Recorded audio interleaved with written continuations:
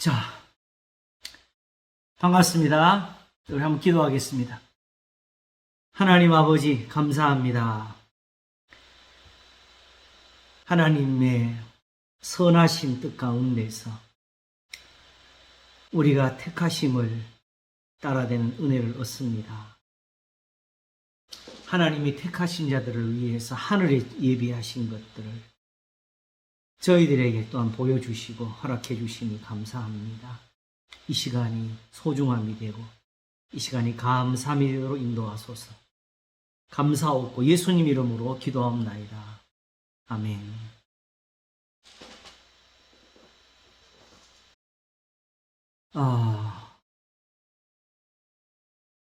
우리 성경 공부가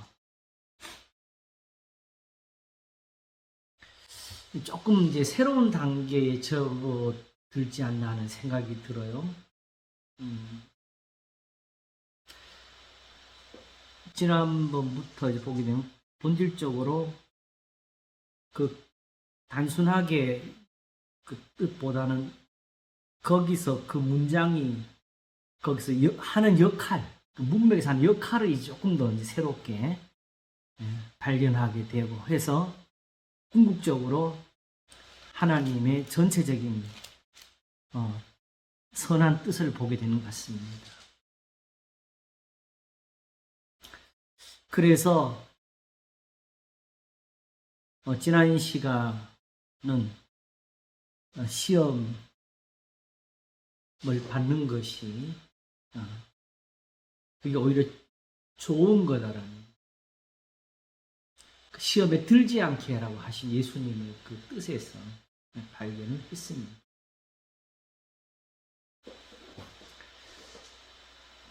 그러다 보니까 이번 주에 특별히 그런 데 대해서 또 많은 발견이 오는 것 같아요. 이제 곧 정리가 되면은 로마서 8장 1절을 꼭 다시 한번 해야 되겠다는 생각이 들었어요. 그러므로 이제 그리스도 예수 안에 있는 자에게는 결코 정죄함이 없나니 이는 그리스도 예수 안에 있는 생명의 성령의 법이 죄와 사망의 법에서 너를 해방하였습니다.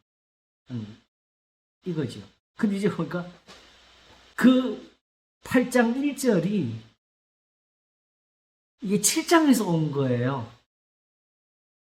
그러므로 했기 때문에 7장에서 묻고 고민하던 거기에 대한 대답으로서 8장이 존재한다는 거. 다시 한번 그 점에서 7장을 다시 들여봐야 될 이유가 8장에서 오히려 찾아졌어요. 8장의 가치는 7장에 있었다. 오늘은 또 시험에 관해서 우리가 한 구절을 볼 텐데 히브리서 2장 17절입니다. 17절과 18절.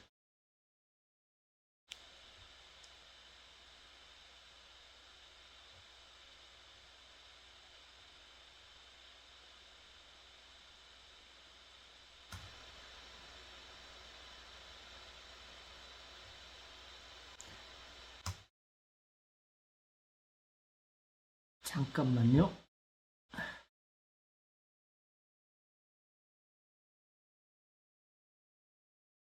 네. 한번 보겠습니다. 히브리서 2장 17절과 18절.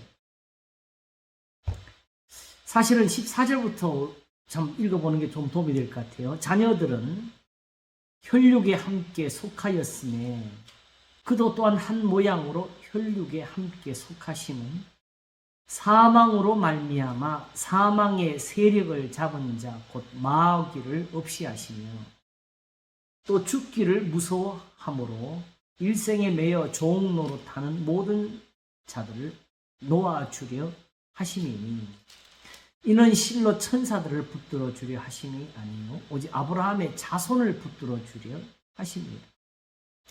그러므로 저가 범사의 형제들과 같이 되심이 마땅하도다. 이는 하나님의 일에 자비하고 충성된 대제사장이 되어 백성의 죄를 구속하려 하시리라 하면서 결국 이 내용을 이 18절에다가 다 담았어요. 자기가 시험을 받아 고난을 당하셨은즉 시험 받는 자들을 능히 도우시느니라.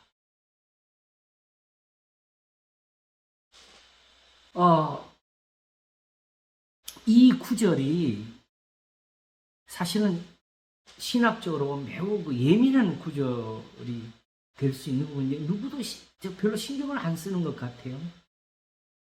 자, 예수님이 시험을 받아서 고난을 당하셨다. 어떻게 생각하세요? 만약에 우리가 일반적으로 시험을 테스트로 한다 하게 되면 심각한 거지요? 우리가 그 예수님의 시험하면 어디가 제일 떠오르지요? 광야 40일 떠오르지요. 시험 받은 거 우리가 한들 거기 몇 개 우리 눈에 보이는 게 없는데 그때 시험에 좀 떨어지셨나? 하나님이 예수야 너의 운명이 여기에 달렸다. 40일 한번 내가 두고 보자. 해가지고 40일 동안 금식하시고 마귀에게 시험을 받으시는데 우리는 거기서 지금 교훈을 얻고 거기서 가르침을 받고 있는데 예수님은 시험을 받아서 고난을 당하셨어요. 하나님이 불합격하신 거예요. 이 표현이 여러 개 되는 거잖아요. 그죠? 그럼 이게 말이 안 되지요. 그래서 제가 사실은 이 시험이라는 단어가 테스트가 아니라는 것을 설명하기 위해서 여기서 근거를 많이 삼았어요. 시작할 때. 이러면 이 시험이 예수님이 테스트를 당했다는 건데 그 테스트에서 불합격했으니까 고난을 받은 거지. 각 사람이 시험을 받는 건 자기 욕심에 끌려 미혹됨이라고 했잖아요. 예수님이 어디에 미혹을 받았어요?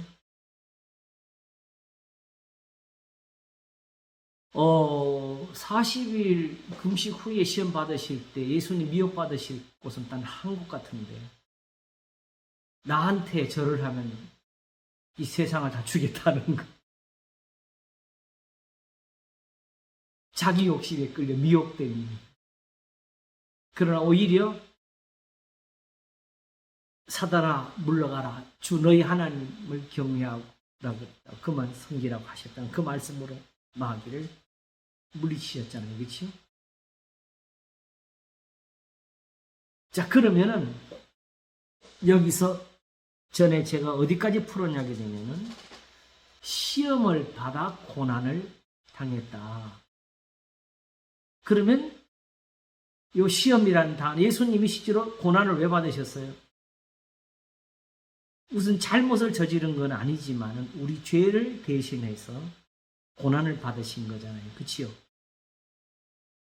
그러므로 예수님이 범죄하신 건 아니지만 고난을 받으신 이유는 바로 죄 때문이다.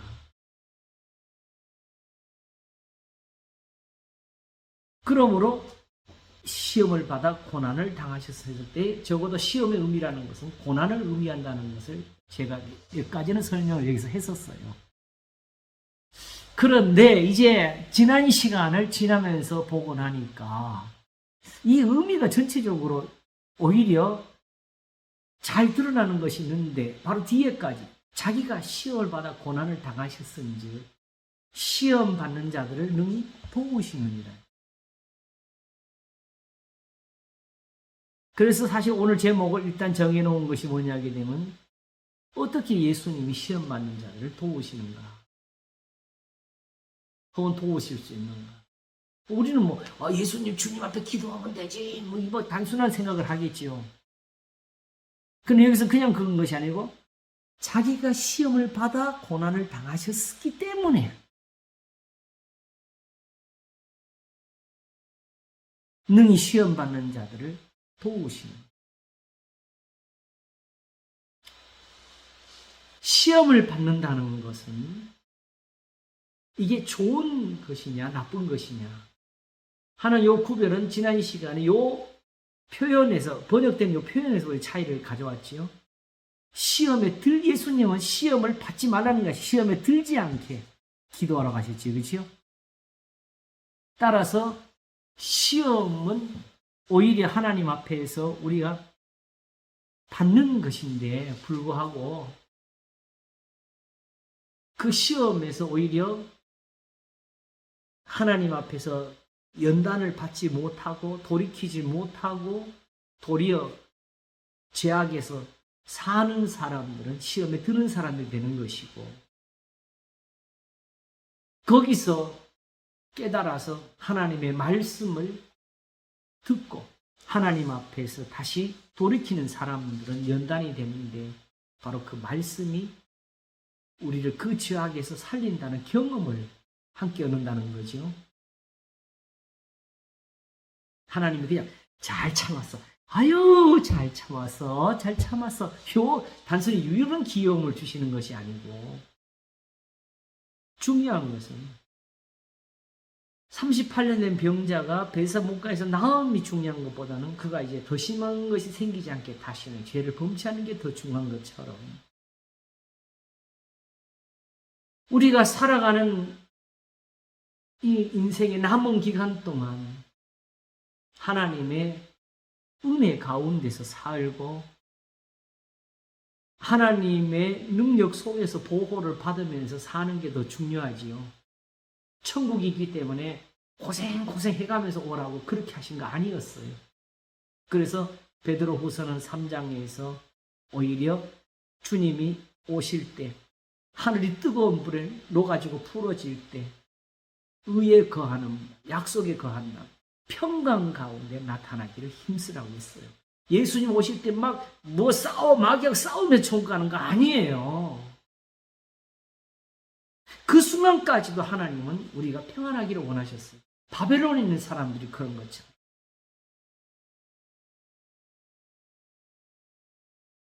근데 우리가 지금 이걸 모르니까 못 가르치고 있죠. 그러면 뭐 당장에 지금 어디서 뭐 하늘이 무너진다 그래도 우리 겁날 게 뭐가 있어요? 그냥 이단들만 나타나면 그냥 보따리 싸들고 그리 다 쫓아가고. 평소에는 가만히 있다가 내일 예수님 오신대 그러면 그때부터 정신이 벗잖아. 그런 사람은 늦은 거죠.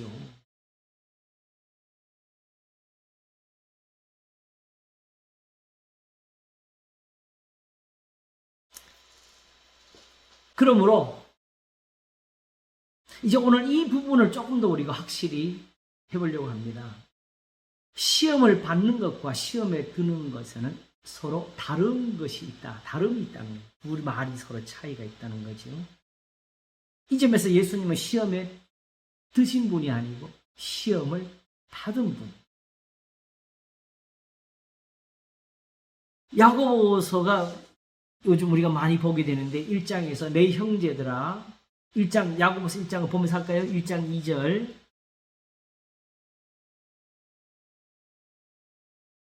내 형제들아 너희가 여러 가지 시험을 만나거든 온전히 기쁘게 여기라. 시험을 만나는 기쁘게 여기라는 게 이게 가르침이에요. 왜?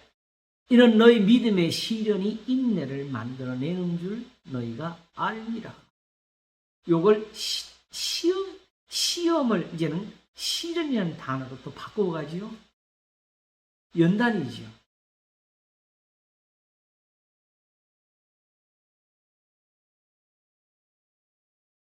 그럼 어떤 사람이 금방 생각할 거예요. 아, 믿음의 시련이 인내를 만들어내는구나. 그럼 하나님이 일부러 우리한테 시련을 주셔가지고 연단을 시키는 거고 또 이 생각할지 몰라요. 그러나 이 말씀은 그 뜻이 아니고 오직 각 사람 14절에 오직 각 사람이 시험을 받는 것은 자기 욕심에 끌려 미혹됨이라는 이 전제를 가지고 가르치는 거거든요. 그래서 실제로 이들이 시험 받는 이유가 사실은 야고보서에 기록이 된 거예요. 금가락지 낀 사람 앞에 앉아라, 가난한 사람 뒤에 앉아라 하는 것이 있었고, 그리고 오히려 부자들이 삭슬 띠먹는 게 있었고, 그러면서도 내가 1년이면 어디 가서 이익을 이렇게 남길 것이다라는 계획을 짜고 있었고, 야고보서가 실상 그 모든 걸 한꺼번에 다 보여주고 있는 겁니다. 단순한 교훈만 있는 것이 아니고 이들의 시련이 어디서 왔는지를 보여주는 거죠. 도를 듣기만 하여 자신을 속이지 마라. 성경책 맨날 보고 그거 묵상하고 기도한다고 그게 하나님 앞에서 의인이냐? 아니다. 그게 경건한 거냐? 아니다. 하나님 아버지 앞에 정결하고 더러움이 없는 경건은 곧 고아와 과부를 그 환난 중에 돌아보고 자기를 지켜 세속에 무너진 이것이니라. 세속은 뭐냐? 이런 거 없이 그냥 하나님께 예배만 드리는 게 세속. 제단만 쌓는 게 세속. 기도를 길게 하면 견주하는 게 세속. 금식하면은 영이 통하는 게 세속. 다 귀신의 가르침들. 왜 귀신의 가르침인지 아세요? 하나님은 그는 가르친 적이 없거든.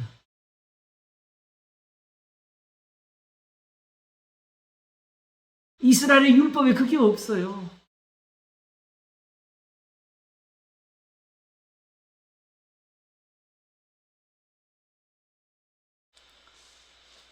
그러므로 오히려 시험을 참는 자는 복이 있도다 하는 12절이 나왔지요.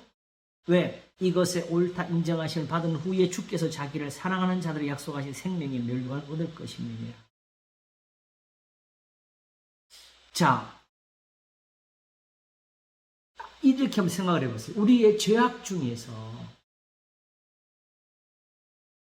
이제 우리가 다시 연단을 받아서 살 것인가? 아니면 그냥 이 고난 중에서 망할 것인가?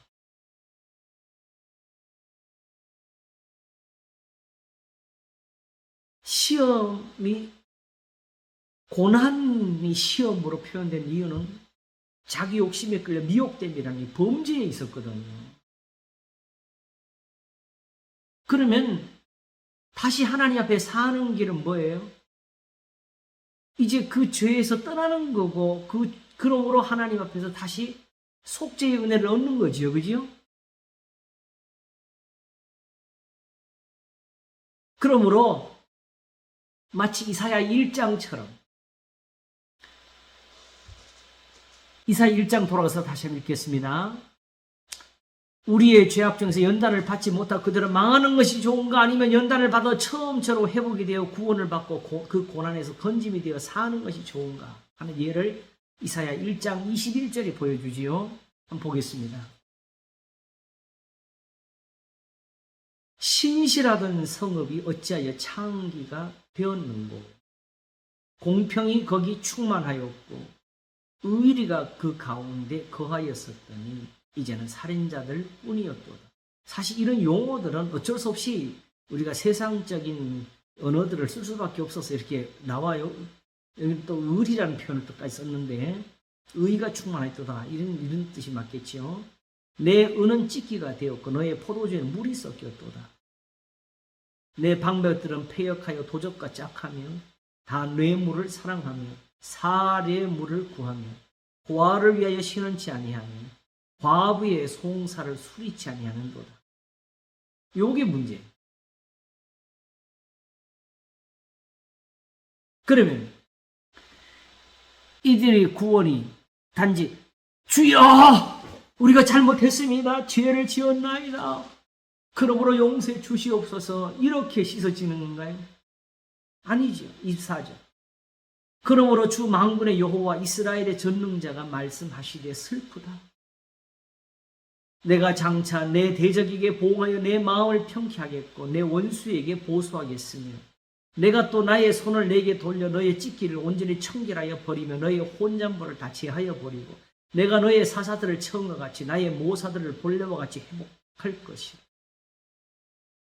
그리한 후에야 내가 의의 성읍이라 신실한 고을이라 칭함이 되리라 하셨나니 시온은 공평으로 구속이 되고 그 귀정한 자는 의로 구속이 되리라.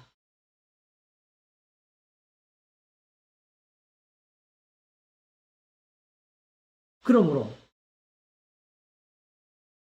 어떻게 자기가 스스로 하나님께 은혜를 받았다는 것, 자기 날 이런 경험 말할 수, 저런 경험 말할, 거기서 내가 다투지 않겠어요. 그러나 적어도 자기가 하나님 앞에서 구원을 받았다는 말을 하려거든 내가 이렇게 해서 새로워졌다는 말을 할 줄 알아야 돼요. 그렇죠? 사도 바울이 고린도 후서에서 말한 것처럼 그런 적은 누구든지 그리스도 안에 있으면 뭐예요? 새로운 피조물이죠.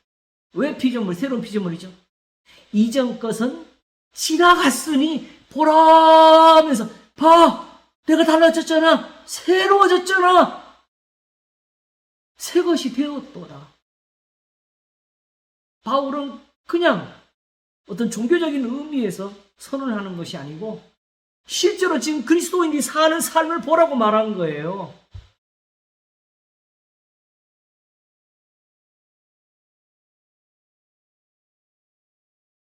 그래서 오늘 아침 설교처럼 그리스도와 벨알이 어찌 함께하며 하나님의 성전과 우상이 어찌 일치가 되리요. 믿는 자와 믿지 않는 자가 어찌 함께하느냐 하면서 우리 하나님의 성전이라는 교훈으로 우리를 새롭게 하시는 것처럼 이렇게 해서 회복이, 이렇게 해서 구속이 이루어지는 거지요. 지금 이 말을 듣는 이스라엘이 지금 이때 제물을 안 드렸어요. 하나님이 제물 다시 가져오지 말라고 하셨잖아요. 너희의 무수한 제물이 너에게 무엇이 유익하뇨? 너희가 손을 들어도 내가 보지 않을 것이고 소리를 부르지도 듣지 않을 거라고 하셨잖아요.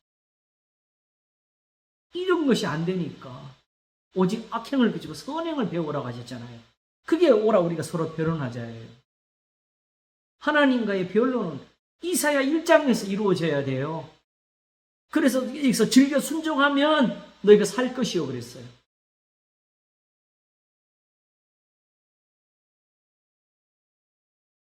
제가 오늘 아침 설교에서 뭐라고 이야기되면은 오늘 또 때 맞춰서 오늘 교인들이 많이 못 나오셨어요. 정말 나이 드신 분들만 몇 분이 안 계시는데 그분들을 놓고 그러니까 또 그분들한테 또 그림 같은 설명이 또 계속 이제 풀어지게 되더라고. 원래 이제는 하나님께서 그런 지혜도 좀 주시네요. 원래 이렇게 했어요.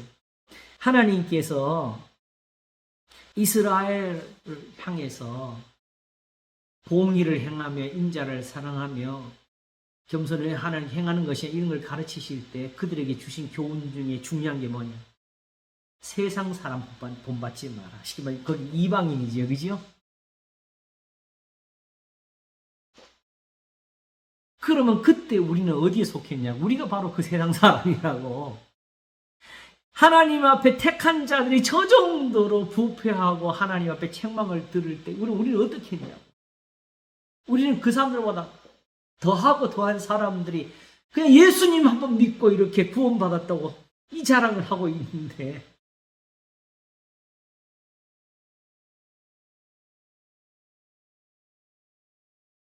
실상은 우리가 벌을 받을 사람이 하나님 앞에 복을 달라고 하고 있는 이 현실에서부터 다시 하나님을 배워야 된다는. 왜냐하면 우리는 지금 이런 꼴에도 우리는 구하는 게 뭐냐? 하나님이 그대로 능력 많으신 것만 보려고 하잖아요. 그치요? 실제로 하나님을 찾는 사람 없어. 어디 능력만 있으면 거리 막 쫓아다녀.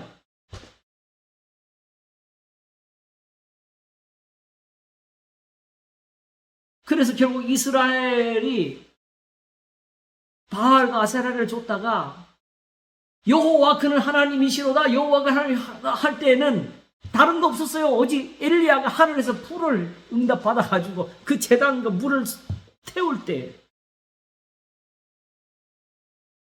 그렇지만은 교훈이 없으니까 그것만 가지고도 결국 그들이 하나님께 돌아오지를 못하고 다시 망했어요.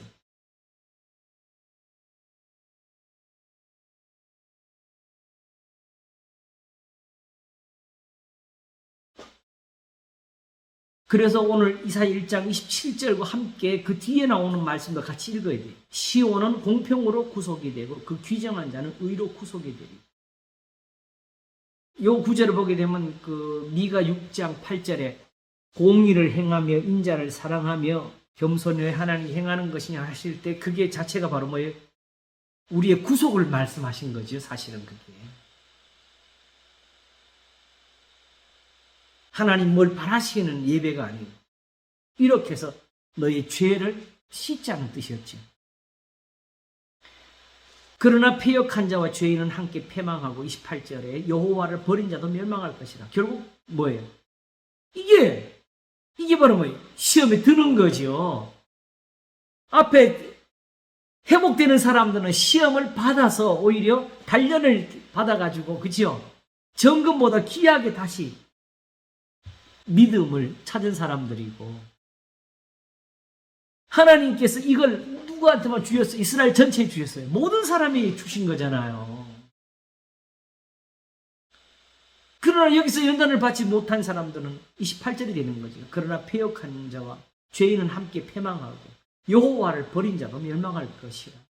여호와를 한 번 더 깊이 한번 공부를 해야 될 것 같아요. 너희가 너희의 기뻐하는 상수리 나무로 인하여 부끄러움을 당할 것이요 너희가 너희의 택한 동산에 인하여 수치를 당할 것이요 너희는 잎사귀 말한 상수리 나무를 같을 것이요 물 없는 동산 같으리니 강한 자는 사모라기 같고 그의 행위는 불티 같아 산께 탈 것이나 끌 사람이 없어요. 이것이 바로 간단하지만 시험을 받는 것과 시험에 드는 것의 차이를 설명해 주시는 거죠. 그 예수님은 뒤에 이게 오지 않도록 기도하러 가신 거였죠. 그러면 예수님이 기도하러 그 부분 속에 뭐가 들어가 있겠어요? 오늘 이거 18절에 들어가 있겠죠. 자기가 시험을 받아 고난을 당하셨으니 시험 받는 자들 능히 도우시는.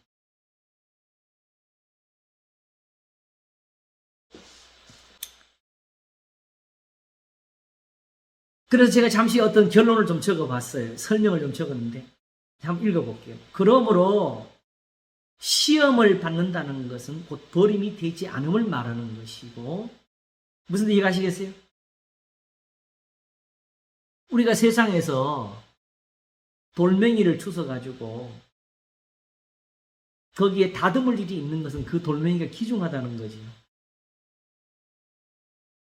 그렇죠? 네.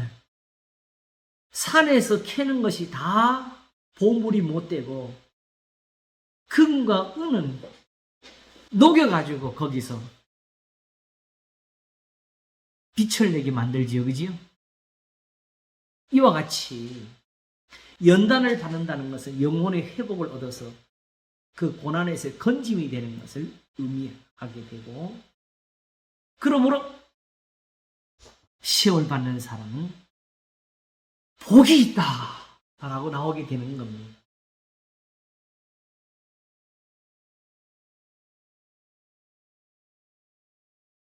사실은 우리가 지난 시간에 좀 봤지만은 시편 94편 좀 찾아보시고 지난번 봤던 걸 다시 한번 보겠습니다.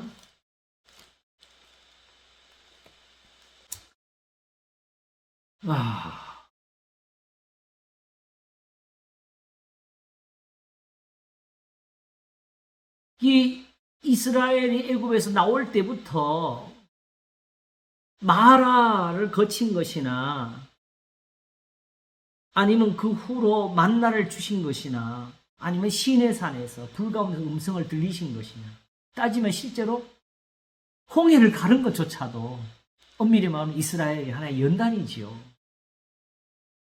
사람이 떡으로만 사는 것이 아니요 하나님의 입으로 나오는 모든 말씀을 사는 것을 배워주는 것이었어요. 왜 그러냐? 지금 그렇게 나온 사람들이 광야 40년 동안에 죽었고 광야에서 남은 후손들이 가나안 땅을 들어가서 거기서 번성하다가 망하는 게 바로 바벨론에 망한 거잖아요. 그 연단을 못 받은 거죠. 그런 결과. 세상에 시험이 필요하고 연단이 필요한 이유는 단지 그 고난 하나에서만 건짐이 되는 것이 아니라 그게 앞으로 이 사람에게 영생을 얻도록 지켜주는 하나님의 소중한 은사가 되기 때문에 그래요.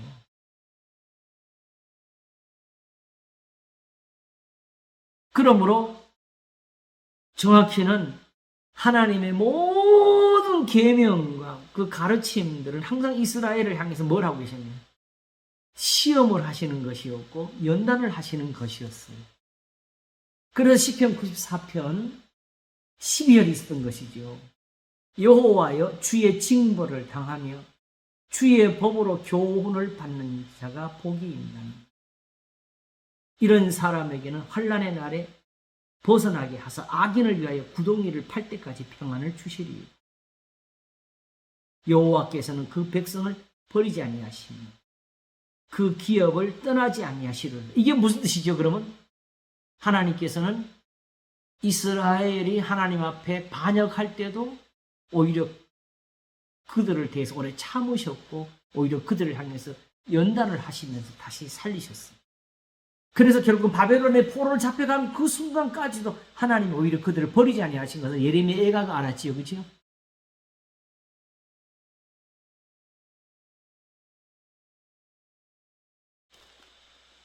그리고 바벨론이 그냥 고생하는 시간이 아니었어요. 밤나무 상소리 나무가 배임을 받아도 그루터기는 남는 것처럼 하는 그 은혜를 받는 사람들이 그 사람들이 되어가지고 돌아와서 지금까지 이스라엘이라는 이름으로 남게 된 거잖아요.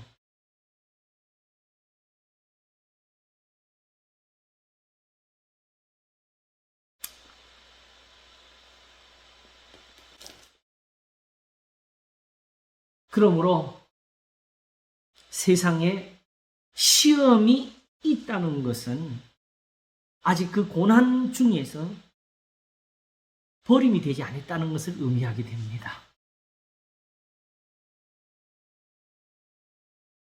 이게 바로 하나님의 택하신 자들이 받는 복이. 이제 보니까 여기서 보면 다시 보이잖아요. 히브리서 로마서 11장에서 결국 이스라엘이 이방인의 충만한 수가 들어오기까지는 아직까지 그들이 그때까지 버림이 되어 있다는 걸 설명할 때 복음으로 하면 너희들에게 원수가 되고 택하심으로 하면 조상들에서 은혜를 입은 자라 하나님의 은혜와 부르심에 후회하심이 없느니라고 했지요. 그지요? 아직도 하나님께서는 이 손을 벌리고 계신 거지요. 이 팔을 벌리고 계신 거예요. 돌아오라는 뜻이. 그냥 어느 시간이 되면 돌아온다 이 뜻이 아니에요. 이게 왜 그런 식으로 전부 다 해석을. 그건 다 세상 철학이고 신화적이고 종교적인 거죠. 거룩한 분에게는 그런 게 없어요.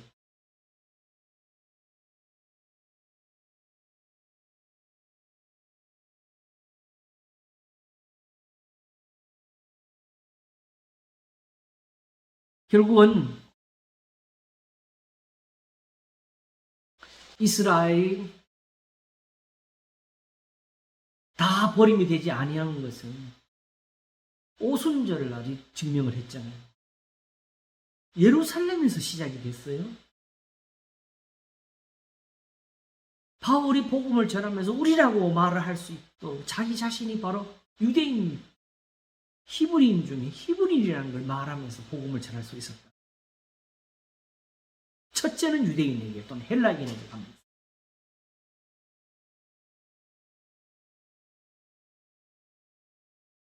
그러므로 선택도 그런 의미에서 하나님이 시편 4편에서 자기를 위하여 경건한 자를 택하신 줄 너희가 알지요. 하나님의 택하심에도 이 시험과 연단에도 하나님의 한 뜻이 들어있는데 하나님께서는 모든 사람이 구원을 받으며 진리를 아는 데 이르기를 원하신 뜻이 있습니다. 결국 우리를 연단하시면 그 연단의 빛이 세상에 비치게 돼요. 우리가 시험을 받으면 그 시험 받은 것이 사람들에게 좋은 은사가 돼요. 어느 때는 하나님을 본 사람이 없으되 아버지 품속에 계신 독생하신 하나님 나타내셨는 일을 이루시는 게 이게 본질적으로 예수님을 향하신 하나님의 뜻이었습니다.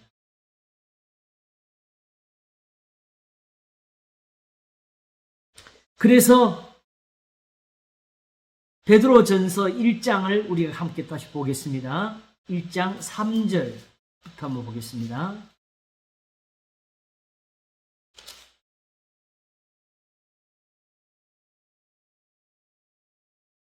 찬송하리로다 우리 주 예수 그리스도의 아버지 하나님이 그 많으신 긍휼대로 예수 그리스도의 죽은 자 가운데서 부활하심으로 말미암아 우리를 거듭나게 하사 산 소망 있게 하심. 이 긍휼은 바로 하나님께서 선지자들로 말미암아 가르친 교훈을 가리킵니다. 썩지 않고 더럽지 않고 새하지 아니하는 기업을 있게 하시나니 곧 너희를 위하여 하늘에 간직하신 것이라. 지난번에 한 번에 보는 베드로 전서가 할 때 우리가 이거 했지요, 그지요? 바로 구약의 성도들이 받은 은혜. 너희가 말세에 나타내기로 예비하신 구원을 얻기 위해 믿음으로 말미암아 하나님의 능력으로 보호하심을 입었나니. 이 말세가 이게 말세라는 것이 꼭 우리 마지막 때의 적때를 생각하는 게 아니고 우리가 소위 세상에 임하실 때라고 하는 히브리서의 그 표현을 따른 거예요. 결국 하나님의 말씀이 그 약속이 이루어져서 이스라엘이 다시 회복되는 모든 순간이 다 여기에 해당되는 거지요. 그 지금도 이 이스라엘 사람들, 유대인들이 바라는 것은 그들 조상들에게 주신 은혜거든요. 그러므로 너희가 말세에 나타내기로 예비하신 구원을 얻기 위하여 믿음으로 말미암아 하나님의 능력으로 보호하심을 입었나니. 이게 지금 쉽게 말하면 우리가 조상들로부터 받은 은혜대로만 지금 살고 있으면은 우리는 하나님의 능력으로 보호를 받고 있는 사람이다. 그런데 이 능력으로 보호를 받고 있는 현실은 뭐냐? 6절에. 그러므로 너희가 이제 여러 가지 시험을 인하여 잠깐 근심하게 되지 않을 수 없으나 오히려 크게 기뻐하도다. 너희 믿음의 시련이 불로 연단하여도 없어질 금보다 더 귀하여 예수 그리스도에 나타나실 때의 칭찬과 영광과 존귀를 얻게 하려 함이라. 예수 그리스도 나타나실 때는 또 언제겠어요? 그것도 또 정말 마지막만 보지 마시고 지금 여기는 다 현재 고난받는 사람들을 위해서 이 말씀 하신 거예요.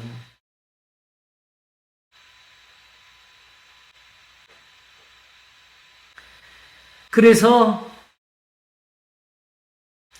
바로 이것이 4장으로 가게 되면 이 편으로 이어가게 되죠. 4장 12절 사랑하는 자들아 너희를 시련하려고 오는 불시험을 이상한 일 당하는 것 같이 이상히 여기지 말고 오직 너희가 그리스도의 고난에 참여하는 것으로 즐거워하라. 요 그리스도의 고난이 오늘 조금 더 이제 새로워질 것 같아요. 왜 이게 귀중하냐? 왜 여기에 참여해야 되느냐? 이는 그의 영광을 나타내실 때 너희로 즐거워하고 기뻐하게 하려 합니다. 사도 바울이 우리가 부활절에 본 것처럼 내가 그리스도와 그 부활의 권능과 그 고난의 참여함을 알리하여 어찌하든지 죽은 자 가운데서 부활에 이르려 한다고 하는 그 부분에서 그리스도의 고난에 참여하기를 원하는 것. 왜냐하면 예수님처럼 고난을 받으면 예수처럼 살 수가 있으니까. 그걸 몰라서 우리가 고난 중에서 헤매는 거지요. 내가 무엇을 가지고 여호와 앞에 나아가며 높으신 하나님께 경배할까? 내가 번제물 1년 된 송아지를 가지고 그 앞에 나아갈까? 여호와께서 천천의 수양이나 만만의 강수 같은 기름을 기뻐하실까 하면서 헤매고 있는 게 지금 현실에 무지고 예배, 이런 예배를 우리가 드리고 사는 거지, 대부분은. 그래서 너희가 그리스도의 이름으로 욕을 받으면 복 있는 자로다. 이 부분이 어려운 사람들은 그 다음 구절을 보면 돼. 너희 중에 누구든지 살인이나 도적질이나 악행이나 남의 애를 간섭하는 자로 고난을 받지 말려니와 만일 그리스도인으로 고난을 받은지 부끄러움 말고 도리어 그 이름으로 하나님께 영광을 돌리라. 그러므로 예수님의 이름으로 욕을 받는다, 고난을 받는다. 무슨 뜻이? 이런 악을 행치 않는 고난이지요. 그죠? 선을 행함으로 받는 고난. 그리고 이게 복이 있다 그랬어요. 14절에.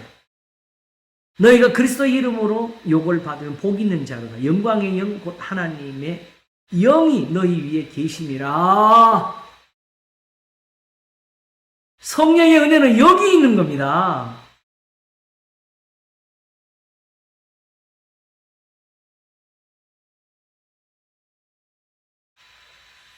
주여. 그래서 이걸 19절에 가서 이렇게 마치지요. 그러므로 하나님의 뜻대로 고난을 받는 자들은, 선을 행함으로 고난을 받는 자들은 또한 선을 행하는 가운데 그 영혼을 미쁘신 종을 주께 부탁할지어다. 왜 이 말을 썼어요? 중요한 거. 우리가 사실 하나님 앞에 고난받는 것은 육신의 고난입니다. 세상 사는 게 힘들고 어려운 거 아니겠어요? 그렇죠? 그런데 그 고난에서 건짐을 위해서 하나님께 받아야 될 은혜는 우리의 영혼의 고침이에요. 그러므로 중요한 거는 영혼이 잘 되느냐 못 되느냐에 따라 가지고 답이 있는 거잖아요. 그럼 어떻게 영혼을 잘 되게 할 거냐? 하나님께 맡기라. 어떻게? 선을 행하는 가운데 고난을 받으라. 거기에 하나님의 고침이, 거기에 하나님의 은혜가 있는 거죠. 그러므로 고난으로 끝나지 않고 시험으로 다가오는 것은 여전히 하나님의 택하심이 그 사람에게 있다는 증거입니다. 다시 말하면 그냥 그 고난 속에서 불평과 원망만 남는다면 그 고난은 그냥 그대로 끝장나는 고난이고요. 그 고난 속에서 고민을 하면서 어떻게 하나님의 뜻을 행할 수 있을까? 어떻게 우리가 선한 것을 행할 수 있을까 하면서 하나님께 물어보는 이런 사람들. 그 사람들은 하나님의 택하심이 남은 사람들. 아직도. 하나님의 은사와 택하시면, 부르시면 후회하심이 없느냐는 그 은사가 남아있는 사람들이에요. 그래서 바벨론의 고난 중에서 그들과 함께 하신 하나님의 붙드심과 지키심이 있었던 것처럼 오늘도 하나님의 뜻대로 고난받는 사람들에게는 하나님의 사랑이 함께 있음을 우리에게 보여주고 있는 것입니다. 그래서 시험을 받는 자들, 참는 자들은 복이 있는 겁니다. 저도 이제 이 말 하는 거예요. 나도 주님 앞에 울면서 살다가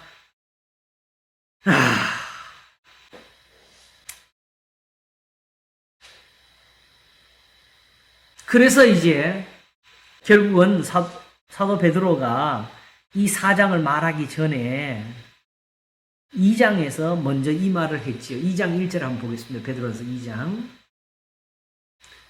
그러므로 모든 악독과 모든 괴휼과 외식과 시기와 모든 비방하는 말을 버리고, 이거 기억나죠? 그죠? 이렇게 하고 가난 아이들 같이 순전하고 신령한 자를, 요 앞에 말을 빼먹고 요 뒤에만 가지고 주여 저를 주소서, 주여 요렇게 요게 순전한 이 말하는 거 아니고 이 앞에 있는 걸 가지고 이 말을 해야지요. 그러므로 모든 악독과 모든 괴유가 외식과 시기와 모든 비방하는 말을 버리고 가난 아이들과 같이 순전하고 신령한 저절 사모하라. 이 표현을 가장 의미 있게 값 있게 쓴 사람이 바로 다윗이지 않습니까? 여호와여 내가 큰 일과 미치지 못할 기이한 일을 힘쓰지 아니하나이다. 시편 132편이죠, 그죠? 내가 내 심령으로 고요하고 평온케 하기를 젖된 아이가 그 어미품이 있음답게 하였느니 나의 심령이 실로 젖된 아이와 같도다. 그게 바로 다윗의 일평생의 삶을 만들었다.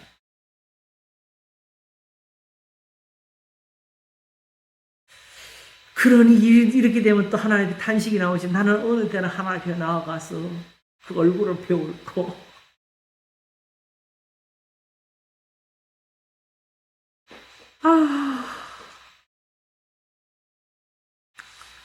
이런 걸 못 배운 점에서는 참 하나님과 멀리 있는 것은 확실하네. 또 이제 가까이 가려고 하나님이 오라고 부르신 거죠. 그래서 이것이 바로 뭐냐 하기는 끝나는 것이 아니고 이로 말미암아 너희로 구원에 이르도록 자라게 하려 함이라는 거예요. 왜? 다시 또 이런 시련을 만나거나 다시 또 이런 시험을 만날 때는 그때는 흔들리지 않고 시험을 받을 수 있기 때문에.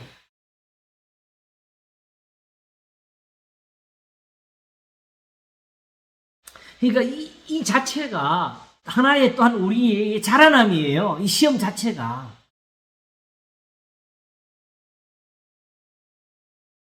그래서 이는 이로 말미암아 너희로 구원에 이르도록 자라게 하려 함이라.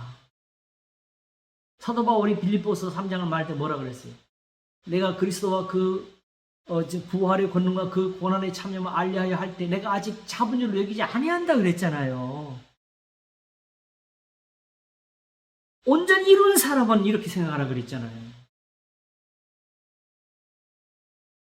마지막까지 하나님 위에서 부르신 부름의 상을 위해 달려가기 위해서 이런 시련의 믿음이 우리한테 소중한 거예요.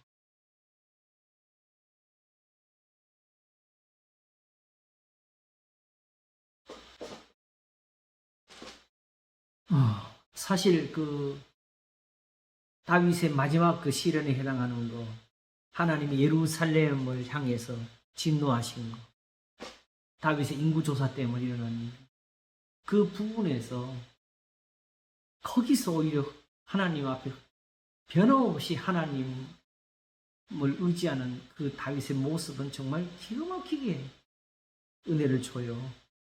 마기론 할 때 한 번 더 그 부분을 꼭 한번 우리 확인해야 되겠습니다. 마기론도 해야 되는데 할 게 너무 많다. 근데 또 로마서 8장 1절에 나왔으니 또 어떡하죠? 자, 그러면서 이렇게 하는 이유가 뭐냐? 이게 바로 3절 너희가 주의 인자하심 맛보았으면 그리하라. 이게 무슨 뜻이에요? 조상들이 다 맛본 은혜라는 거지. 어디서? 시련 속에서. 그들의 시험 속에서 맛본 은혜가 이거다.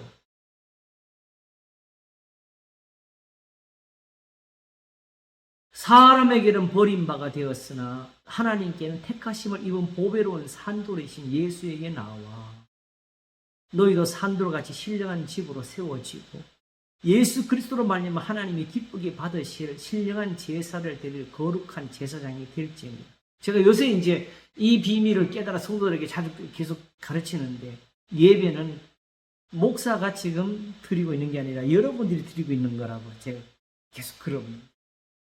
예배는 여러분이 드리는 거예요. 그러므로 하나님이 여러분 자신을 제사장으로 만드는 게 이게 하나님의 뜻이라는 거죠.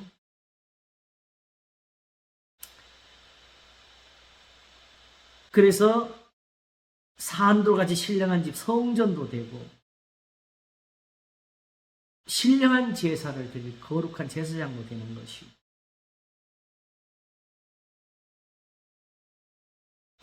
이제 여기 하고 나니까 문득 이제 그러면 남은 게 하나가 또 있네. 정리할 게.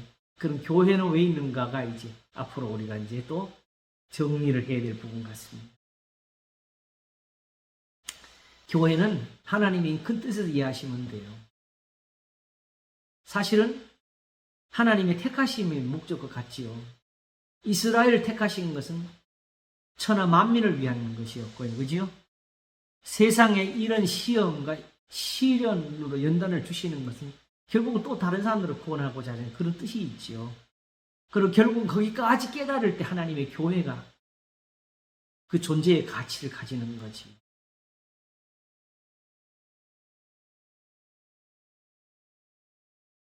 자, 여기서 말하면서 6절이 나오는데 경에 기록하였으되 보라 내가 택한 보배롭고 요긴한 돌을 시온에 두노니 저를 믿는 자는 부끄러움을 당치 아니하리라 하였으니 그러므로 믿는 너희에게는 보배나 믿지 않는 자에게는 건축자들의 버린 그 돌이 모퉁이의 머릿돌이 되고 또한 부딪히는 돌과 거치는 반석이 되었다니라 하면서 저희가 말씀을 순종치 아니함으로 넘어지나니 이는 저희를 이렇게 정한 것이라. 말씀을 순종지 않는 사람들은 부딪혀서 넘어지게 만드시는 게 하나님의 뜻이라. 그러면서 너가 하나님 왜 또 일부러 또 이런 거에 두실까? 이렇게 하겠지만 그게 아니고 이 말씀을 순종치 못하면은 이런 연단을 받지를 못하게 되고 연단을 받지 못하게 되면 이 말씀을 경험하지 못하게 되고 결국은 하나님 앞에 나와도 제단만 쌓고 육체의 예법만 가지고 싸우지 영의 일을 모른다고요.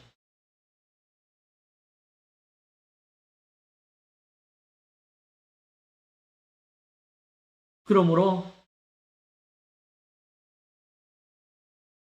말씀을 순종한다는 게 이게 곧 큰 은혜고 이것이 바로 우리한테 주는 연단의 은사가 된다는 걸 우리가 볼 수 있습니다. 이 말씀이 없으면 연단이 안 돼요. 설사 구원을 얻어도 어떻게 구원받는지도 모르는데 뭐. 그러면서 제가 지금 이제 발견한 대로 하나님의 이 뜻이 9절에 나타나죠. 오직 너희는 이스라엘이죠. 너희는 택하신 족속이요 왕같은 제사장들이요 거룩한 나라요 그의 소유된 백성이요 이는 너희를 어두운 데서 불러내어 그의 기이한 빛에 들어가게 하신 자의 아름다운 덕을 선전하게 하려 하십니다. 이게 바로 찬송하리로 봐요, 의미지.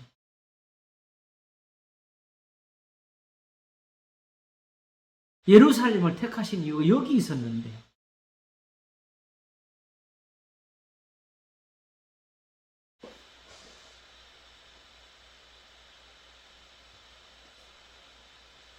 그래서 이제 여기서 우리가 눈을 떠보면 바로 오늘 읽은 히브리서 2장이 들어오게 됩니다.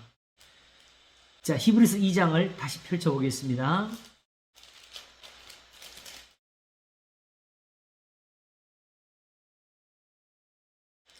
(1절부터) 한번 읽어보겠습니다. 그러므로 모든 들은 것을 우리가 더욱 간절히 상갈지니 우리 교회 설교 이야기하는 게 아니에요. 구약 성경이 앞에 1장에서 기록되었을 때 하면서 말씀하신 이 모든 구절들이 말하는 것을 두고 하는 거지요. 그걸 간절히 상갈지니 이거 없이는 무슨 일이 벌어지느냐? 혹 흘러 떠내려갈까 염려하노라. 천사들로 하신 말씀이 견고하게 되어 모든 범죄함과 순종치 아니함이 공면된 보응을 받았거든. 구약 성경을 가리키는 거죠. 우리가 이같이 큰 구원을 등한히 여기면 어찌 피하리요? 이 구원은 처음에 주로 말씀하신 바요. 들은 자들이 우리에게 확정한 바요. 하나님도 표적들과 기사들과 여러 가지 능력과 및 자기 뜻을 따라 성령에 나눠주신 것으로서 저희와 함께 증거하셨느니라.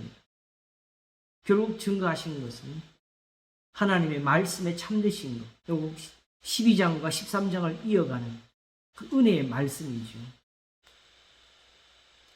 구약의 성도들이 어디서 벌을 받았어요? 하나님 말씀, 지금 베드로전서가 말한 것처럼 하나님 말씀 순종치 아니함으로 받은 벌이었잖아요. 그렇죠?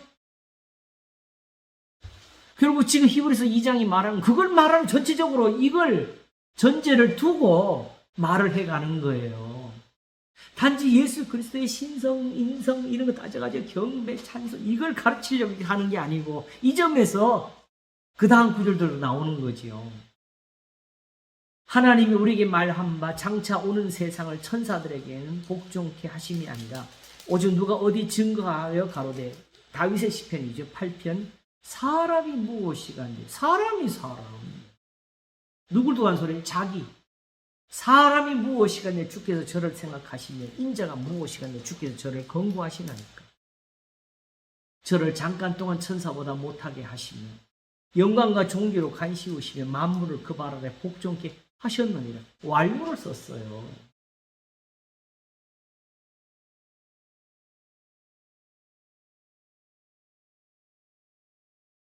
언제 이야기죠? 다윗한테도 오히려 다윗 자신도 그렇거니와 그 조상들한테 한 이야기 관한 것들이지요.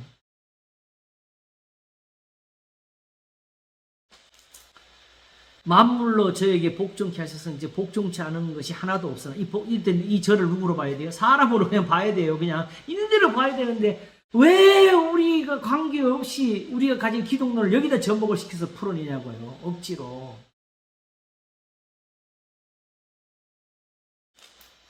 지금 보십시오. 예수님께 복종치 않는다 그러면 말이 안 되지요.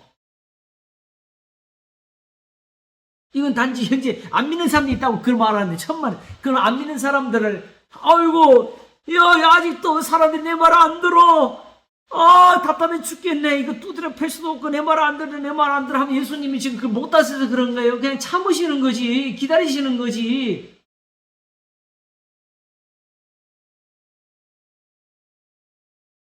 우리는 교회 나와서 주여 하니까 복종하는 것 같고 실제로 하나님 말씀대로 살지도 않으면서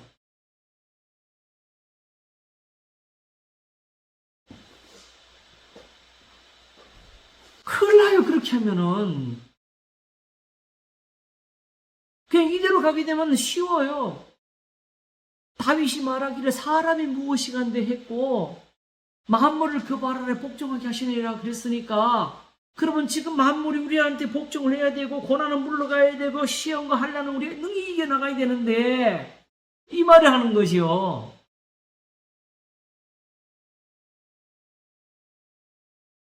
그런데 우리가 아직 그걸 보지 못하고 오직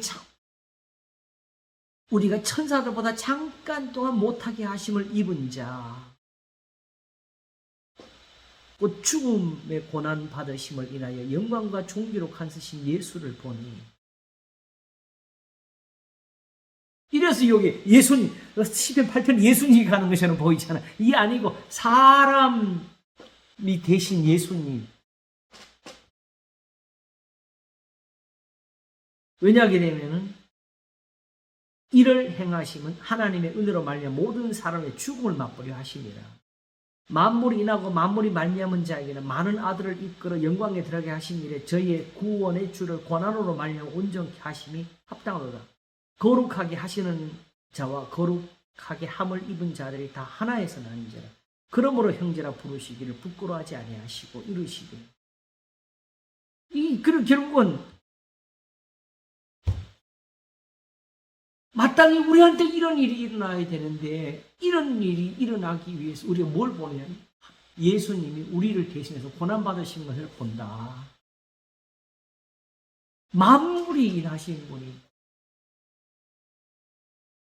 우리를 위해서 잠깐 동안 사람이 되셔서 고난받으신 걸 우리가 보지 않느냐. 그 이유를 푸는 게 바로 뭐예요? 14절부터지. 자녀들은 혈육이 함께 속하였으며 그도 또한 한 모양으로 혈육에 속하시면 사망으로 말미암아 사망의 세력을 잡은 자, 그 마귀를 없이 하시면 이 말 하려고 이어간 거예요 지금. 또 죽기를 무서워함으로 일생에 매여 종로로 타는 모든 자들을 놓아주려 하시니 이는 실로 천사들을 붙들어 주려 하시니 아니요 오직 아브라함의 자손을 붙들어 주려 하심이라. 아브라함의 자손을 붙들어 주려고 하시는 거예요. 그럼 우리는 어떡하지요? 같은 믿음을 가지면 되는 거죠. 그러므로 저가 범사의 형제들 같이 되심이 마땅하도다. 이거 지금 풀어주고 있는 거예요. 왜 그러냐 하게 되면은 실제로 여기 표현들 하게 되면 무슨 이야기 되면은 우리가 신학사에도 나오는 것처럼 예수님의 고난에 대해서 혹시 천사가 등급한 것이 아니냐 등급설이 있거든요. 또 어떤 사람 의인이 너무 착해 하나님이 아들로 삼아주신가 이런 해석한 사람까지 나오거든요. 그러므로 제가 범사의 형사를 같이 대신 마땅하다면서 사람 대신 사람 대신 예수님, 고난받은 예수님. 왜 이게 이상하냐고 지금 풀어주는 거예요. 유대인은 표적을 구하고 헬라인은 지혜를 구하라. 우리 십자가 못 박힌 그리스도를 전파하니 유대인에는 거리끼 있는 것이요 헬라인에는 미련한 것이로. 그렇지요? 그래서 풀어주는 거죠 지금. 왜냐하면 자신들이 고난을 받고 보니까 이 모든 것이 의심이 되는 거야. 예수님 왜 고난 받았어? 왜 시험 받았어?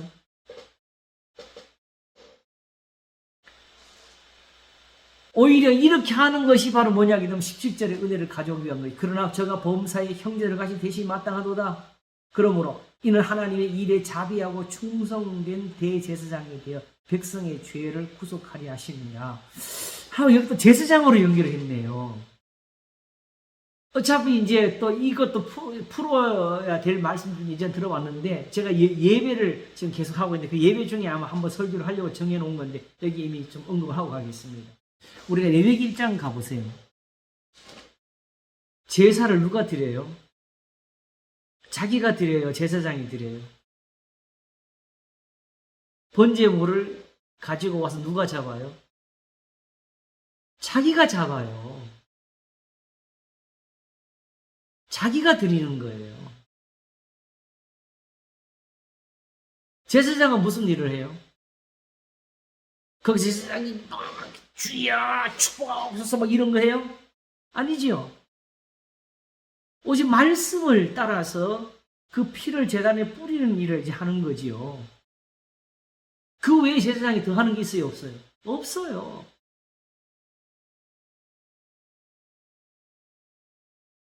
제사장은 왜 필요한가? 결국은 제사장 자체가 하나의 그들에게 교훈으로 세워주신 거예요. 왜냐하면 이제 이것이 처음에는 자기가 하나님 앞에 직접 가서 제물을 드리다가 고라의 자손들의 그 반역 때문에 하나님께서 더 이상 이들이 제단에 나오는 것을 막아야 되겠다. 교만하여져서 고라처럼 다 망할까봐. 그래서 그때부터 이제 이 잡는 일을 누가 해요? 레위인들로 봉사를 시킨 거지요.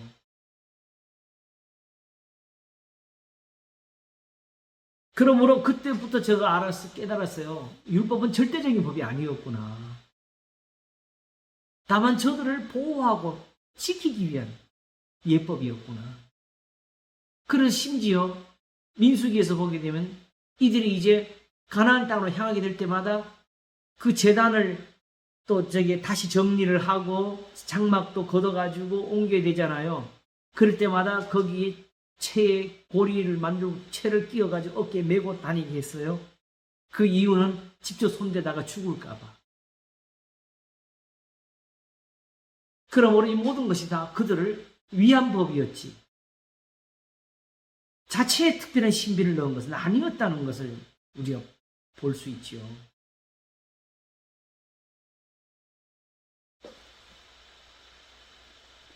그러므로 제사장은 왜 필요한가? 교훈. 그들에게 교훈이 되기 위해서. 하나님의 진리가 참되다는 걸 보여주기 위해서. 기록된 대로 하면 되는구나. 그래서 이제 더 이상 우리 각 사람이 하나님 앞에서 성전이 되고 제사장이 되는 이 시기에 진짜로 오히려 필요한 제사장이 아직도 하나는 남게 되는데 사도 바울이 로마서 15장에서 말한 거 복음의 제사장. 바로 이방인들을 하나님께 드린 일에 거룩하게 되어서 받아 심직하게 하는 것. 오늘도 이 제사가 이렇게 이루어지도록 각 사람이 제사장들이 거룩한 옷을 입는 것처럼 모든 사람들이 거룩하게 되도록 진리와 가르침을 줄 수 있는 제사장은 아직도 필요하다는 걸 성경이 보여주고 있죠. 이 성경의 의미가 거기 있는 거예요. 자, 이래서 이제 이 충성된 대제사장이 되어서 백성의 죄를 구속하려 하심이라 해놓고는 이걸 어떻게 이렇게 풀어서 가르쳐요. 이 표현. 자, 17절이 풀어지면 18절이 되는 겁니다. 자기가 시험을 받아 고난을 당하셨은즉 시험 받는 자들을 능히 도우시느니라. 결국 이 답을 여기서 낸 거지요. 그쵸? 근데 이 일을 하는 모양은 뭐예요? 하나님의 일에 자비하고 백성, 충성된 제사장이 되어. 하나님의 일이 뭐예요? 바로 예배지요. 그들을 거룩하게 하는 것. 그들의 죄를 구속하는 것.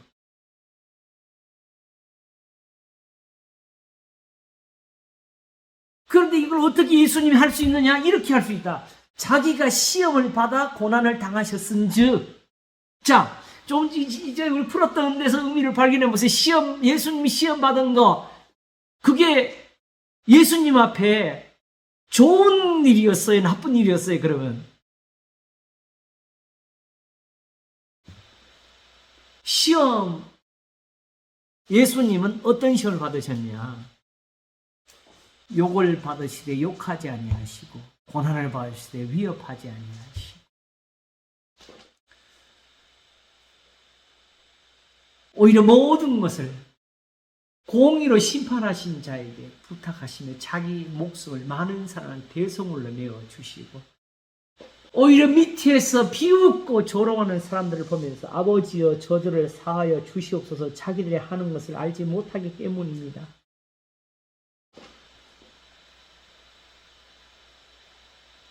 그런데 지금 히브리서나 베드로전서나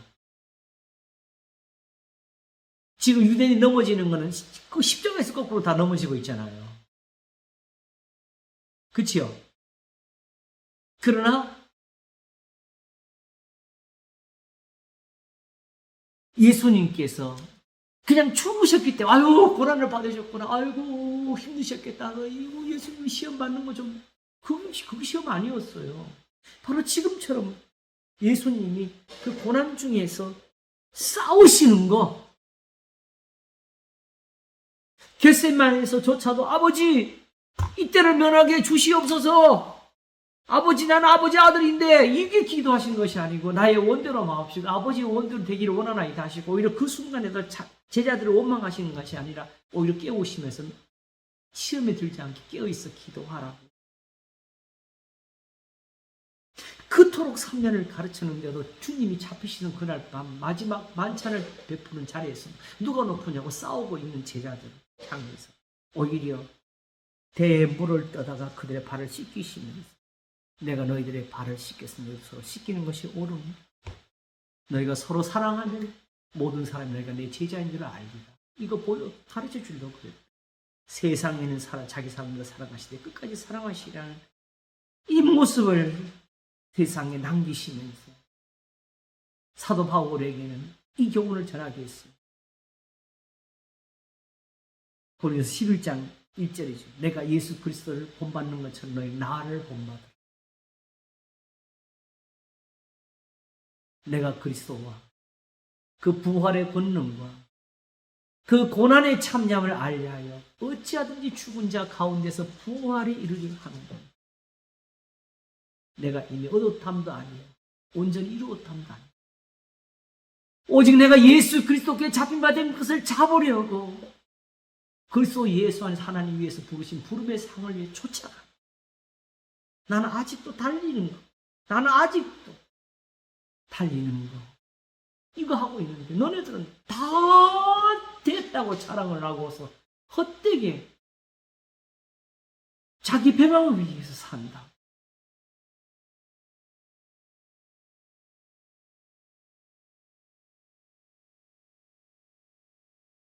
정말은 아무것도 염려하지 말고 오직 모든 일에 기도와 간구로 너희 구할 것을 감사함으로 하나님께 하리라. 그래 모든 지각에 뛰어난 하나님의 평강이 그리스도 예수 안에서 너희 마음과 생각을 지키시리라. 이걸 전하고자 하는데 어떻게? 정말로 형제들아, 무엇이든지 참되며 무엇이든지 옳으며 무엇이든지 경건하며 무엇이든지 정결하며 무엇이든지 사랑을 원하며 너희는 내게 배우고 받고 듣고 본 바를 행하라. 그리하면 평강이 한 너희 함께 계시리라. 오직 이 진리를 믿고 나를 따라서 하나님 앞에 기도하라고 한 거지요, 사실은. 그러면 간단하게 이제 정리를 하겠습니다. 예수님이 우리를 시험이라는 것은 이 시험을 이기도록 도와주시는 거잖아요. 그지요? 그러면 세상 말로 하게 되면 이기는 방법을 알아야 돼. 길을 알아야 돼. 만일 예수 그리스도께서 그 고난을 받으시고 무덤에서 다시 나오시지 못하셨다면 우리를 도울 수가 없어요. 예수님 스스로 그 길을 모르는 분이니까.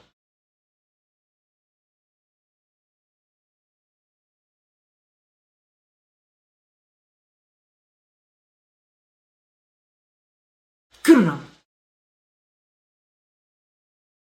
예수 그리스도께서 죽은 자 가운데 다시 살아나셨거든. 너희 중에 어떤 이는 어찌하여 부활이 없다느냐고.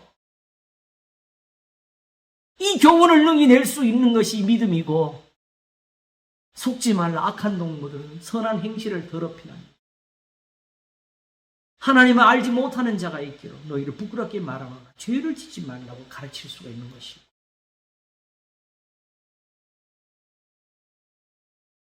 그래서 바울이 그리스도의 죽으심을 본받아 어찌하든지 죽은 자 가운데서 부활에 이르려 하는, 걱정 마라 이 감옥에서 나는 나간다고 가르치는 거지요.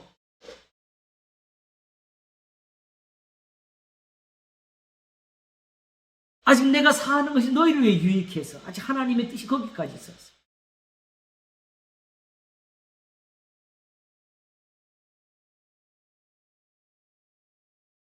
그러니까 그냥 설교 듣고 아멘하고 하는 것이 아니라 예수님에게 가서 배워야 돼요.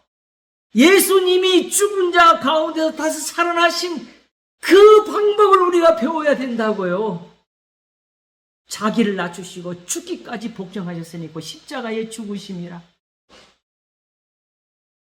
이름으로 하나님이 그를 지극히 높여 모든 이름 위에 뛰어난 이름을 주사 하늘에 있는 자들과 땅에 있는 자들과 땅 안에 있는 자들을 모든 무릎을 예수 이름에 꿇게 하시고 예수 그리스도를 주라 시인하여 하나님 아버지께 영광을 돌리게 하셨는데,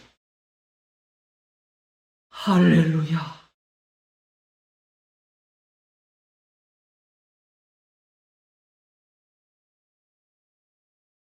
누구든지 성경을 한 예화처럼 여기면서 거기서 교훈을 얻어서 전하고 있거든. 다 회개해야 돼요. 정말 예수님을 보고 전해야 돼요.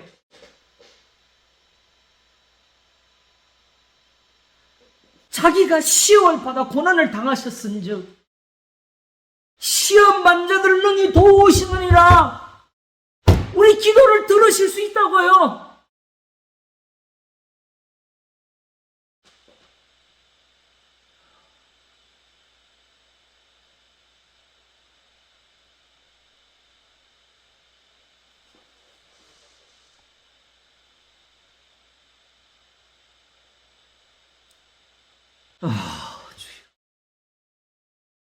그래서 사실은 이 말씀이 그냥 끝나지 않고 이게 4장으로 또 연결이 돼요. 우리가 4장 12절부터 한번 보겠습니다.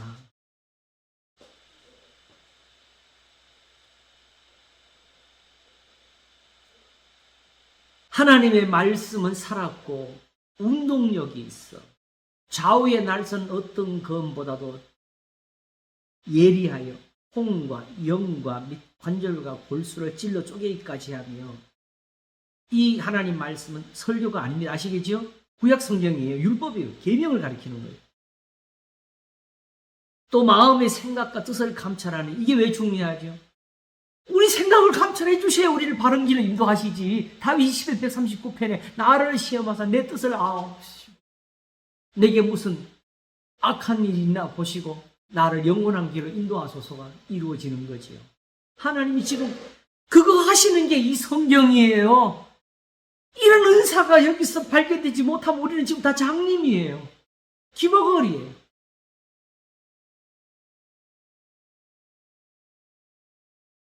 그냥 이걸로 설교 잘해가지고 사람들 앞에 그냥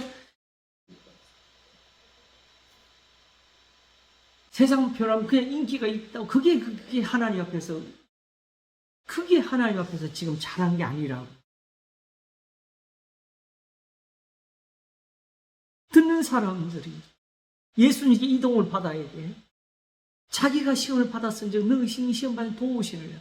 그 표현이 바로 오늘 여기 12절 하나님 말씀 지으신 것이 하나라도 그 앞에 나타나지 않음이 없고 오직 만물이 우리를 상관하시니 눈앞에 벌거벗어까지 드러나느니라. 우리의 심령 골수를 찔러 쪼개까지 있는 이유, 내 속에 숨은 악이라도 다 끄집어내가지고 없이 하시려고. 내가 오늘 어디까지 찔려서 하나님 앞에서 지금 겪어진지 모르겠네. 그러면서 이 말이 14절로 이어지는 겁니다. 그러므로 바로 2장이 같이 나옵니다. 우리의 큰 대제사장이 있으니 승천하신 자 곧 하나님 아들 예수시라. 우리가 믿는 도리를 굳게 잡을지어다. 그리고 구약 성경에 대한 말씀이죠. 말씀 12절에 이어지는 거예요. 우리에게 있는 대제사장은 우리 연약함을 체휼하지 아니하는 자가 아니요 모든 일에 우리와 한결같이 시험을 받은 자라도 죄는 없으시니라. 우리는 시험을 받다가도 죄를 지는 게, 예수님은 오히려 그 시험을 받으시면서 이긴 분이라.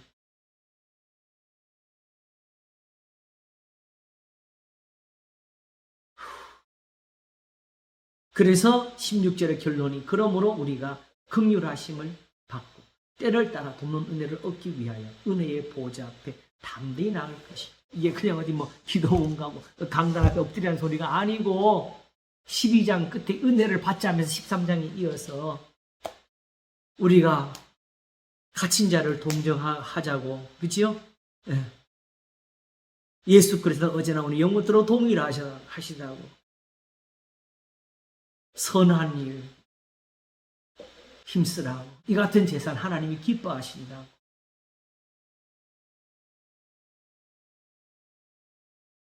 이게 바로 이사야 1장에 말하는 예루살렘의 회복이죠.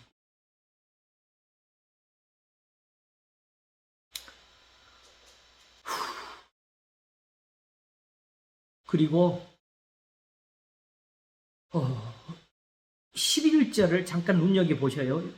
지금 여기는 조금 시간이 좀 짧아서 일단 보기만 하겠습니다. 이 부분이 굉장히 중요한 겁니다. 거룩하게 하시는 자와 거룩하게 함을 입은 자들이 다 하나에서 난 자, 그러므로 형제라 부르시기를 부끄러워하는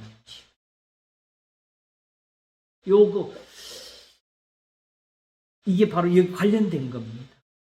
다시 말하면 주님의 시험은 그냥 어떤 신에 대한 테스트가 아니고 바로 아버지께 대한 순종이었잖아요. 그죠? 그러므로 거룩하게 하시는 자는 거기서 나왔어요. 그럼 거룩하게 입은 자들 어디서 나와야 되겠어요? 같은 데서 나와야 되겠죠. 그러므로 정말 이 죄인을 놓고 주님은 형제라고 부르시는 부끄러워하게 하신 이 표현을 씁니다. 진리로 다 되는 겁니다.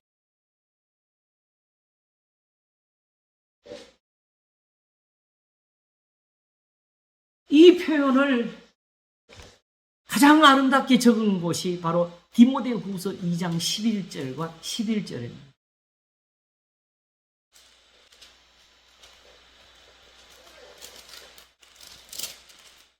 한번 읽겠습니다. 미쁘다 이 말이요. 우리가 주와 함께 죽었으면 또한 함께 살 것이요. 참으면 또한 함께 왕노릇할 것이요. 우리가 주를 부인하면 주가 우리를 부인하실 것이요. 여기 이게 나오잖아요. 그러면서 13절. 우리는 믿음이 없을지라도 주는 이랑 믿으시니 자기를 부인하실 수 없으시리라. 쉽게 말하면 예수님 보고 그대로 따라 했는데 이제 와서 예수님은 아니라고 하셔요. 그건 내 거고 너들은 다르게 해야 돼. 이렇게 하실 수 있냐고. 그런 일은 없다는 거지. 자기가 고난을 받아 시험을 받아 고난을 당하셨으니 능히 시험 받는 자들을 그대로 도우시었어요. 미쁘다 이 말이 우리가 주와 함께 죽었으면 또한 함께 살 것이요 참으면 또한 함께 왕노릇할 것이라는 이 진리대로 우리를 구원하실 거라는 거지요. 그러므로 이제 여기 와서 다시 결론을 맞출 수 있을 것 같아요. 히브리서 2장 17절 18절. 그러므로 저가 범사의 형제들과 같이 대심이 마땅하도다. 이는 하나님의 일에 자비하고 충성된 대제사장이 되어 백성의 죄를 구속하려 하시니 자기가 시험을 받아 고난을 당하셨은즉 시험 받는 자들은 능히 도우시느니라. 주님이 하늘에서 지금 대제사장으로 일을 하시는 것은 아버지, 제가 저 사람들을 위해서 대신 빕니다. 저들을 용서해 주시옵소서 하는 것이 아니고 우리가 하나님 앞에 드리고자 하는 모든 기도와 예배에 대해서 우리의 인도자가 되셔서 우리가 잡은 숫소로 염소 가지고 그 피를 제단에 쏟아주는 제사장처럼 하나님 앞에 우리의 기도가 들리도록 우리를 교훈되어 치리대로 이끌어 주신다는 소리지.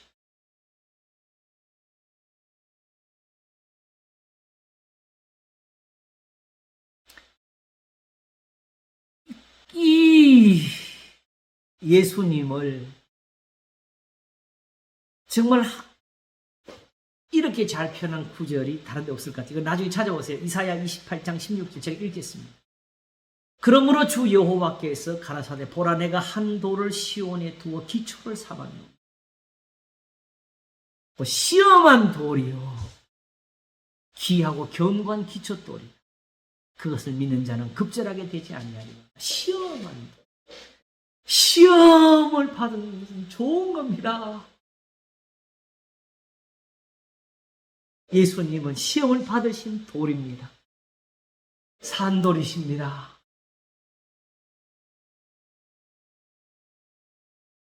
그래서 친히 모퉁이의 머릿돌이 되신 거예요. 왜? 이렇게 시험을 받아가지고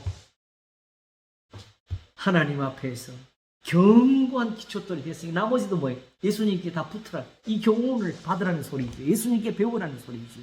그렇게 해서 에베소 2장에서 우리 건물마다 성전이 되어가고, 그죠?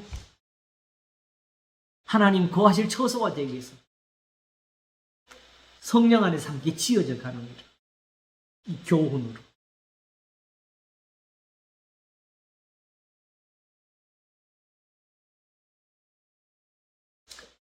주여, 시험을 참는 사람은 복이 있습니다.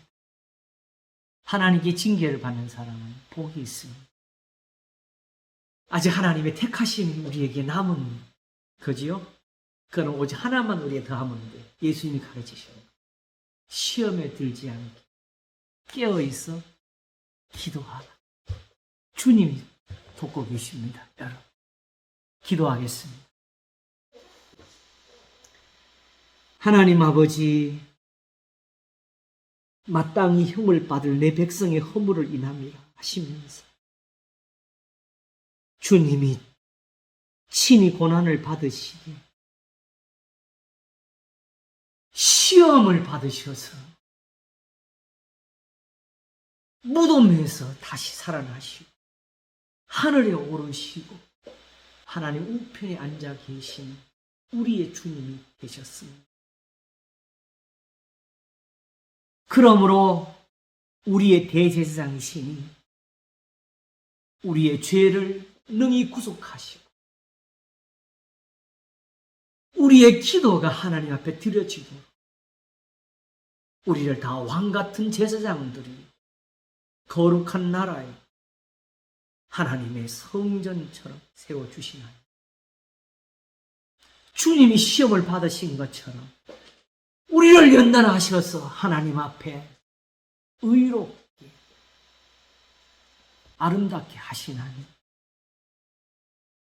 우리가 다 하나님 앞에서 이같이 시험을 받은 연단받은 믿음들로 나타나게 하소서. 감사하고 우리의 영원한 구원이신 주님 예수 그리스도 이름으로 기도하옵나이다. 아멘.